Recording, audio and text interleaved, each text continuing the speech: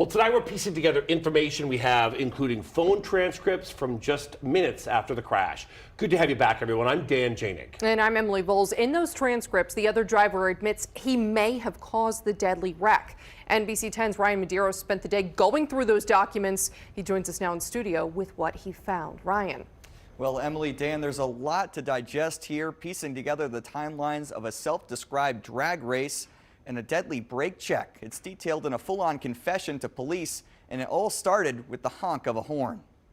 With the Rhode Island State Police. 23-year-old Casey Bassignani's legacy lives on, months after she was killed in a crash on I-295 in Cranston.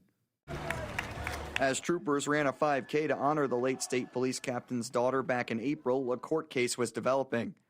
It's the result of a months-long investigation, detectives working hard to figure out what led up to the collision and her death. 44-year-old Juan Carlos Archila has been charged with running Bassignani off the road and speeding away from the scene. As the case moves to Superior Court, NBC 10 has obtained hundreds of pages of documents detailing the timeline of the crash. It happened on November 26th.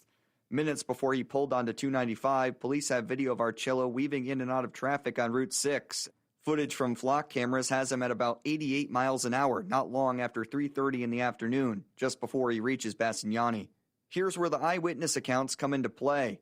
Two landscapers in a truck traveling in the same direction say Archila pulled right up on Bassignani's bumper, tailgating her. They then describe him speeding around her, pulling in front and slamming on the brakes. Bassignani swerves right to avoid rear-ending him and loses control, her car spinning into a tree in the median. Pictures of her sedan after the crash paint a gruesome picture of how brutal that collision was. As Bassignani suffered in the car with catastrophic injuries, later dying at the hospital, Archila sped off. When police eventually tracked him down a day later, he claimed he had no idea there was a crash. But here's the problem. Police say Archila deleted a phone call to a business associate just minutes after Bassignani went off the road. His explanation? She honked at me. According to court documents, his search history also shows he checked the local news that night to see if the crash was in the headlines. The greatest evidence of all, though, was his admission to police. A detective asks, "Do you feel that your actions contributed to that death?" Archila's response? From what it sounds like, yeah, it does. Now, Archila's fate will be decided in court, with Bassignani unable to share her side of the story.